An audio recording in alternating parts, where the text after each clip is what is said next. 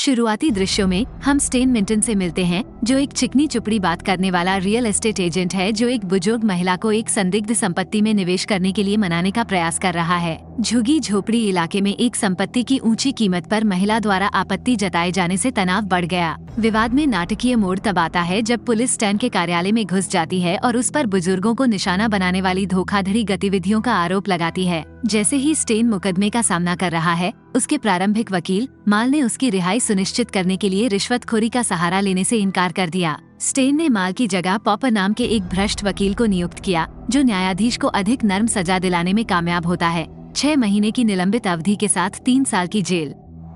Popper के भागने के सुझाव के बावजूद स्टेन रुकने और अपनी जमी हुई संपत्ति को पुनः प्राप्त करने के लिए दृढ़ संकल्पित है।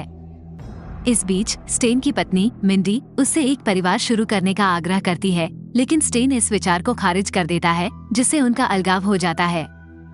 अपनी परेशानियों से अभिभूत होकर स्टेन एक बार में आराम की तलाश करता है, जहां वह जेल जीवन के बारे में जानकारी के लिए एक पूर्व दोषी को भुगतान करता है। पूर्व अपराधी ने सलाखों के पीछे बड़े पैमाने पर बदमाशी और उत्पीड़न की एक गंभीर तस्वीर पेश की, जिससे स्टेन की अशांत यात्रा और भी जटिल हो गई। जेल जीवन की कठोर वास्तविकताओं से निराश होकर स्टेन अपरंपरागत तरीकों से बदमाशी और उत्पीड़न से बचने का प्रयास करता है। स्टेरॉइड इंजेक्शनों के जरिए पैसे जुटाने की कोशिश करने के बावजूद वह सम्मान पाने में जो वह चाहता है, उसके प्रयास व्यर्थ साबित होते हैं। अपनी हताशा से छुटकारा पाने के लिए स्टेन एक स्थानीय डोजो में कराटे प्रशिक्षण में संलग्न होता है। हालांकि दोहराए जाने वाले अभ्यासों और प्रगति की कमी के कारण उन्हें एक साथी छात्र को लड़ाई के लिए चुनौती देनी पड़ी। जब स्टेन आसानी से हार जाता है तो मुठभेड़ और बदतर हो जाती है। अपने गौरव को बचाने के लिए दृढ़ संकल्पित होकर उसने छात्र पर क्रूर हमले का बदला लिया, जिसके परिणामस्वरूप उसे डोजो से निष्कासित कर दिया गया।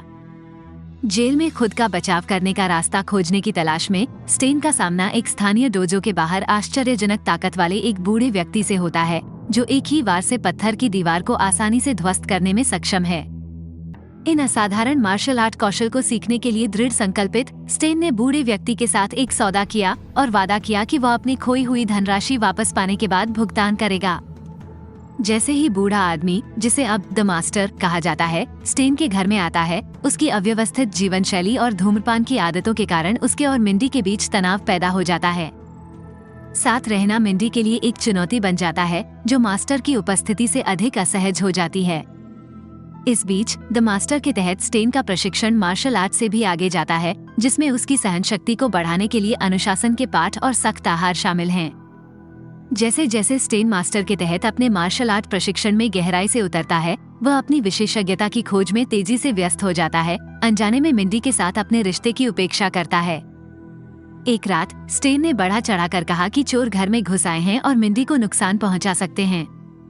इससे मिंडी बुरी तरह डर जाती है, लेकिन स्टेन इसे जेल जाने के बारे में अपनी भावनाओं से जोड़कर इसे उचित ठहराता है। हालांकि मिंडी इस तुलना से क्रोधित है। अंततः अलग थलग और महत्वहीन महसूस करते हुए मिंडी ने छोड़ने का फैसला किया। उसे विश्वास हो गया कि स्टेन अब उनके संबंध को महत्व नहीं देता है। स्टैन द्वारा उसे मनाने की कोशिशों के बावजूद मिंडी अपने निर्णय पर दृढ़ है। असफलता से विचलित हुए बिना स्टेन ने द मास्टर के साथ अपने प्रशिक्षण को जारी रखा और मार्शल आर्ट तकनीकों में महारत हासिल करने के लिए अत्यधिक शारीरिक व्यायाम को सहन किया। उसका समर्पण रंग लाता है और वह द मास्टर और चालाक वकील पॉपर को एक रेस्तरां में रात्रि भोज पर आमंत्रित करके अपने नए कौशल का जश्न मनाने का फैसला करता है। रात्रि भोज के दौरान मास्टर ने एक चौंकाने वाला रहस्य उद्घाटन किया कि स्टेन उसका दूसरा छात्र है। हालांकि वह स्टेन को चेतावनी देता है कि वह अपने पहले छात्र से कभी न मिले, जिसने नापाक उद्देश्यों के लिए शिक्षाओं को तोड़ मरोड़ कर पेश किया है। चुनौती से प्रेरित होकर स्टेन ने डोजो मालिक मास्टर चाओ को चुनौती देकर अपने कौशल का परीक्षण करने का फैसला किया, जिसने एक बार उसे निष्कासित कर दिया था। एक महाकाव्य मुकाबले में स्टेन, जो अब एक मार्शल आर्ट विशेषज्ञ है, मास्टर चाओ के खिलाफ विजयी हुआ। अपने नए आत्मविश्वास से प्रेरित होकर स्टेन स्वेच्छा से अपने कार्यों के परिणामों का सामना करने का विकल्प चुनते हुए खुद को पुलिस में बदल लेता है। जैसे ही स्टैन को मास्टर और पॉपर द्वारा बचा लिया जाता है, मिंडी दूर से आंसुओं के साथ देखती है, क्योंकि उसका पति एक चुनौतीपूर्ण यात्रा पर निकलता है। ये दृश्य कई कैदियों को जेल ले जाने वाली बस में बदल जाता है। अपने गंतव्य तक पहुंचने से पहले एक साथी कैदी स्टेन को परेशान करने का प्रयास करता है, लेकिन वह किसी भी अन्य परेशानी के खिलाफ चेतावनी देते हुए तेजी से मामले को अपने हाथों में ले लेता है। आगमन पर स्टैन खुद को लैरी शॉर्ट्स नामक एक बुजुर्ग कैदी के साथ एक सेल साझा करते हुए पाता है। जेल की गतिशीलता के बारे में जानकारी की तलाश में स्टेन ने लैरी से उल्लेखनीय कैदियों और प्रचलित शक्ति संरचनाओं के बारे में पूछताछ की। जेल प्रांगण में लैरी ने स्टेन को विभिन्न गिरोहों से परिचित कराया, जिनमें क्लेओन के नेतृत्व वाला काला गिरोह, जोआनिटो के नेतृत्व वाला मैक्सिकन गिरोह और पेटरसन के नेतृत्व वाला नाजी गिरोह शामिल है। उनमें से कुख्यात है बिग रेमंड, एक खतरनाक व्यक्ति जो नए लोगों को डराने और परेशान करने के लिए जाना जाता है। जब बिग रेमंड एक साथी नए कैदी रोबी को धमकी देता है तो स्टेन दुर्जेय प्रतिद्वंद्वी का सामना करता है और उसे निर्णायक रूप से हरा देता है। चुनौतियों से बेपरवाह स्टेन नाजी और काले गिरोहों को भड़काने और उन्हें लड़ने की चुनौती देता है। भारी बाधाओं का सामना करने के बावजूद स्टेन की नई मार्शल कौशल उसे प्रत्येक प्रतिद्वंद्वी को अकेले ही मात देने में सक्षम बनाती है। स्टेन और उसके साथी कैदियों से अनभिज्ञ एक छायादार व्यक्ति वार्डन फ्रांसिस गास्क अपने कार्यालय से स्टेन के कारनामों को देखता है, जो उससे जुड़े एक छिपे हुए एजेंडे की ओर इशारा करता है। स्टैन की प्रतिष्ठा बढ़ती है क्योंकि वो गिरोह के नेताओं को सफलतापूर्वक हरा देता है और यहाँ तक कि दुर्जेय बिग रेमंड को भी डरा देता है, जिससे कैदियों में डर पैदा हो जाता है। रोबी स्टेन के हस्तक्षेप के लिए आभारी है, धन्यवाद के साथ उसके पास आता है। जेल के जीवन को अनुकूलित करने के प्रयास में स्टेन ने आत्मरक्षा के लिए तात्कालिक हथियार तैयार करते हुए मामलों को अपने हाथों में ले लिया। कथानक तब और गाढ़ा हो जाता है जब स्टेन को वार्डन गास्क से उसके कार्यालय में एक सम्मन मिलता है, जहां उसका स्वागत सिगार और विस्की से किया जाता है। गैस्क ने रियल एस्टेट में स्टेन की विशेषज्ञता का लाभ उठाते हुए रणनीतिक रूप से मूल्यवान जेल भूमि का दोहन करने की अपनी योजना का खुलासा किया। एक आकर्षक प्रस्ताव में गैस्क ने स्टेन के सहयोग के बदले में कम जेल अवधि और शीघ्र पैरोल का प्रस्ताव रखा, जिस पर स्टेन अनिच्छा से सहमत हो गया। फिर कहानी जेल के बाथरूम में स्थानांतरित हो जाती है, जहां पेटरसन स्नान के दौरान स्टेन पर हमला करने का प्रयास करता है। त्वरित सोच और एक घरेलू आत्मरक्षा हथियार स्टेन को हमले को विफल करने में सक्षम बनाता है। उस बिंदु से आगे स्टेन रणनीतिक रूप से दूर से जेल के माहौल का निरीक्षण करता है, कैदियों के बीच दैनिक झगड़े और छोटे दंगे देखता है। गास्क के कार्यालय में जब स्टेन संपत्ति के दस्तावेजों की समीक्षा करता है तो उसका परिचय डैंग से होता है, जो माफिया संबंधों वाला एक संदिग्ध व्यक्ति है। स्टेन की पैनी नजर डैंग के हाथ पर बने टैटू को पकड़ लेती है, जिससे उसके आपराधिक संबंधों का पता चलता है। अपनी चर्चा के दौरान स्टेन सहयोग अनुबंध में उन धाराओं की ओर इशारा करते हैं जो उनके पक्ष में नहीं है, जो डैंग की लाभ संचालित रियल एस्टेट योजनाओं के लिए संभावित खतरे का संकेत है। स्टैन को एक बाधा के रूप में पहचानते हुए डैंग उसे अपनी आकर्षक योजनाओं के लिए एक खतरे के रूप में मानता है। स्टेन अपनी वैवाहिक स्थिति के बारे में जानकारी प्राप्त करने के लिए पॉपर से संपर्क करता है, लेकिन उसे पता चलता है कि मिंडी ने तलाक की कार्यवाही शुरू नहीं की है। स्टैन से अनभिज्ञ डैंग और उसके गुर्गे पॉपर से भिड़ गए, जिससे बूढ़े व्यक्ति की क्रूर पिटाई हुई। अराजकता के बीच स्टेन मिंडी के साथ संबंध के लिए उत्सुक होकर अपनी अलग हो चुकी पत्नी को एक पत्र लिखने का फैसला करता है। जेल के माहौल में वापस आकर स्टेन परिवेश से अभ्यस्त होकर कैदियों के बीच अपना प्रभाव कायम करने का फैसला करता है। उन्हें एक स्थान पर इकट्ठा करके वह हिंसक तत्वों वाले सामानों को जब्त कर लेता है, जो जेल की दीवारों के भीतर सत्ता की गतिशीलता में बदलाव का संकेत देता है। एक अप्रत्याशित मोड़ में स्टेन जेल की दीवारों के भीतर सकारात्मक बदलाव के लिए उत्प्रेरक बन जाता है। उनके प्रेरक भाषण उत्साह की लहर जगाते हैं, जिससे कैदियों को आनंददायक समूह गतिविधियों में शामिल होने के लिए प्रेरित किया जाता है। स्टेन बदमाशी और उत्पीड़न के खिलाफ कड़ा रुख अपनाता है, यहाँ तक कि बिग रेमंड को एक साथी ढूंढने में मदद करके उसके अंधाधुंध दुर्व्यवहार पर अंकुश लगाकर एक आश्चर्यजनक समाधान की सुविधा भी देता है। कैफेटेरिया में भोजन के दौरान रोबी और उसके दोस्त मैदान पर स्टेन के प्रेरक शब्दों से बहुत प्रभावित हुए। तीनों स्वेच्छा से स्टैन की पहल में शामिल हो गए, जिससे समुदाय की इस नई भावना का हिस्सा बनने के लिए उत्सुक अन्य कैदियों की दिलचस्पी बढ़ गई। इसके साथ ही लैरी मिंडी का एक पत्र भेजता है, जिसमें जेल में स्टेन से मिलने की इच्छा व्यक्त की गई है। अपनी पत्नी के साथ मुलाकात एक महत्वपूर्ण क्षण बन जाती है, जो सकारात्मक बदलाव लाने के स्टेन के प्रयासों की परिणति है। जैसे जैसे समय बढ़ता है, स्टेन का प्रभाव जेल के माहौल को बदल देता है, झगड़े और अराजकता को खत्म कर देता है। कैदी सार्थक संबंध बनाते हैं और एक समय का शत्रुतापूर्ण माहौल एक नए सौहार्द का मार्ग प्रशस्त करता है। जैसे जैसे एक समय उथल पुथल भरी जेल में शांति छाती है, वार्डन गास्क की बेचैनी बढ़ती जाती है। उन्होंने स्टेन के प्रभाव से आए अप्रत्याशित शांति के बारे में चिंता व्यक्त करते हुए स्टेन को तत्काल अपने कार्यालय में बुलाया।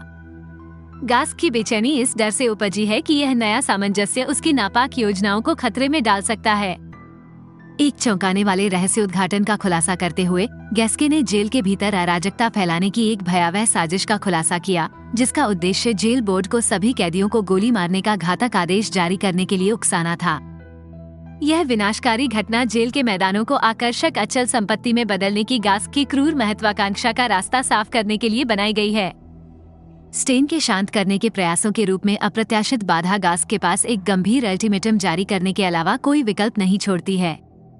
स्टेन को गंभीर परिणाम भुगतने की धमकी देते हुए गास्क ने अराजकता की वापसी की मांग की, चेतावनी दी कि अनुपालन में विफलता के परिणामस्वरूप खतरनाक प्रवर्तक डांग के हाथों निर्मम पिटाई होगी। घटनाओं के एक मार्मिक मोड़ में स्टेन अपने वकील पॉपर से मार्गदर्शन चाहता है, जो उसे गास्क के परेशान करने वाले अनुरोध का अनुपालन करके उसकी शीघ्र रिहाई को प्राथमिकता देने की सलाह देता है। बहुत आंतरिक संघर्ष के बाद स्टेन अनिच्छा से वार्डन के निर्देश का पालन करने का निर्णय लेता है, जिससे जेल के भीतर घटनाओं की एक विघटनकारी श्रृंखला शुरू हो जाती है। जेल बोर्ड की आगामी यात्रा के दौरान अराजकता पैदा करने के गैस्क के इरादे को समझते हुए स्टेन लैरी की सुरक्षा के लिए एहतियाती कदम उठाता है और उससे अपनी सुरक्षा के लिए अपने सेल में ही सीमित रहने का आग्रह करता है। हालांकि लैरी यह महसूस करते हुए कि कुछ गड़बड़ है, मामले को अपने हाथों में लेता है, साथ ही कैदियों को एकजुट करता है और एक योजना तैयार करता है। जैसे ही प्रत्याशित दिन आता है, जेल परिषद के सदस्य चल रही उथल पुथल से अनजान होकर नियमित निरीक्षण करते हैं। जेल प्रैरी सशस्त्र और तैयार गास्क द्वारा आयोजित आसन अराजकता को दबाने की तैयारी करते हैं। इस बीच गैस्क की योजनाबद्ध परोल के माध्यम से अपनी रिहाई सुनिश्चित करने के कगार पर स्टेन जेल परिषद के साथ है। हालांकि एक महत्वपूर्ण क्षण में स्टेन को हृदय परिवर्तन का अनुभव होता है। अपने साथी कैदियों को गोलियों का सामना करने के विचार को सहन करने में असमर्थ, वह अपनी आसन रिहाई को छोड़ देता है और हस्तक्षेप करने के लिए वापस चला जाता है। जैसे ही कैदी मैदान में इकट्ठा होते हैं, स्टेन का निर्णय गास्क और डांग की सावधानी पूर्वक बनाई गई योजनाओं को बाधित कर देता है। डैंग स्टेन के हस्तक्षेप को महसूस करते हुए उसका रास्ता रोकता है और टकराव के लिए मजबूर करता है। मास्टर के पहले शिष्य डांग के पास दुर्जेय मार्शल क्षमताएं हैं जो स्टेन के कौशल को टक्कर देती हैं। दोनों एक भयंकर और तीव्र लड़ाई में संलग्न हैं, लेकिन अंततः स्टेन डांग पर काबू पाने में सफल हो जाता है। बिना किसी हिचकिचाहट के वो गास्क को रोकने और आसन अराजकता को रोकने के लिए दौड़ता है। जैसे ही स्टेन बढ़ते तनाव को कम करने का प्रयास करता है, कैदियों से संघर्ष से बचने का आह्वान करता है, जेल प्रहरियों के हस्तक्षेप से उसके प्रयास विफल हो जाते हैं। इसके साथ ही दोषी लैरी के साथ तैयार की गई योजना का पालन करते हुए क्षेत्र में प्रतिरोध के एक आश्चर्यजनक और शांतिपूर्ण कार्य को अंजाम देते हैं। एक अप्रत्याशित मोड़ में हिंसा में शामिल होने के बजाय कैदी एक नृत्य में एकजुट हो जाते हैं, एक तमाशा बनाते हैं जिससे गार्ड बल के उपयोग को उचित ठहराने में असमर्थ हो जाते हैं, क्योंकि नृत्य को उल्लंघन नहीं माना जाता है। गैस्क की निराशा बढ़ती जा रही है और वह जेल गार्ड से बंदूक छीन लेता है और जेल परिषद के सामने कैदियों पर गोली चलाकर अराजकता फैला देता है। जैसे ही वह स्टेन पर निशाना साधता है, एक आश्चर्यजनक रक्षक सामने आता है, मिंडी। मास्टर के साथ जेल में घुसकर वह गैस्क के घातक इरादे को विफल करने के लिए समय पर हस्तक्षेप करती है। कहानी में एक मोड़ का खुलासा करते हुए मिंडी का हस्तक्षेप एक महत्वपूर्ण मोड़ लाता है। 3 साल बाद एक नए वार्डन के तहत स्टेन को अंततः जेल से रिहा कर दिया गया। एक बार आधिकारिक गैस्क खुद को बिग रेमंड के नियंत्रण में सलाखों की दूसरी तरफ पाता है। यहाँ तक कि स्टेन का भ्रष्ट वकील पॉपर भी अब उसी जेल में कैदी है। मिंडी द मास्टर और मिंडी जूनियर बेसब्री से स्टेन की रिहाई का इंतजार कर रहे हैं, जो एक नई पारिवारिक एकता का प्रतीक है। फिल्म मुक्ति, एकता और भ्रष्टाचार की ताकतों पर अच्छाई की जीत के साथ समाप्त होती है।